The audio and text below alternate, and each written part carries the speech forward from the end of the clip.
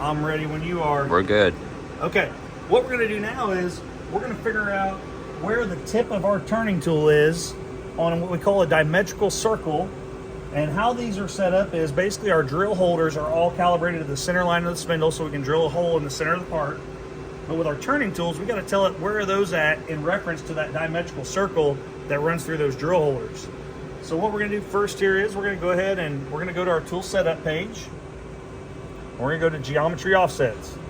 We're gonna establish an X offset for tool 1.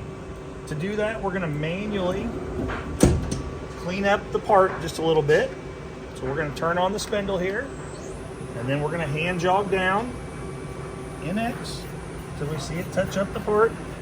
I might have to come over just a little bit in Z so I can touch the part here.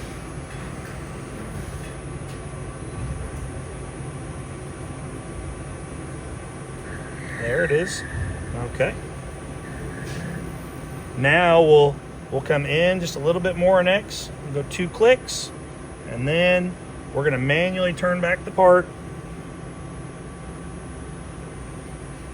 to clean up that diameter.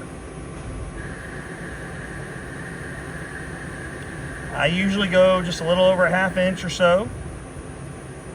Nothing critical there. It's just to cleaning up a diameter to be able to touch our tools off of. Okay. Then once we do that, we can shut the spindle off. So we've established a diameter here to the tip of this tool. So now what we can do is we can hit store position for that tool touching this part. We'll hit store position. It's going to ask for a measured part diameter. Now we'll measure this part. Okay. Right now that part's 1.454. So we'll type in 1.454. It's going to use that to tell us how far off the center line we are of that tool. So if I hit OK here, we get a negative 2.2176. What that means is if I had my drill holder here, that would be the boring bar, the tip of this turning tool is actually to the inside of that circle, a 217 thou and 6/10 smaller circle. And that's how we tell it where these tools are in X, so it knows how far to come in X. Then if we go to the next tool, we'll go ahead and do that. And we want to set it up. We don't have to actually cut the part again.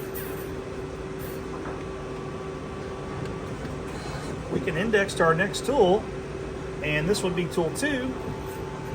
We can come down and using a scale this time, I'm going to get the tip of the tool as close as possible as I can for tool 2. Without hitting the part, I'm going to use this scale right here. And with it close, but the part, see how I won't go through there, I'm going to move out from the part until this scale will slide through. There, we're pretty close. I'm going to go to a smaller increment. And as I slowly move away, the scale will slide through. There it is right there is the fine spot. Okay, so there what I'm going to do is I'm going to store position again. The only thing is now I've used the scale on top of that 1.454 diameter. The scale is 20 thousandths thick, so I'm going to add 40 thousandths to that diameter. So 1.454 plus 30 thousandths, or 40 thousandths, sorry. So that's going to be 1.494, accounting for using the scale to touch that off. I'll hit enter. And this tool, it sticks out a little bit further than the previous tool. So the circle here is actually 123 thousandths larger than what our 0 calibration circle is in X. And that's how we set our tools in X.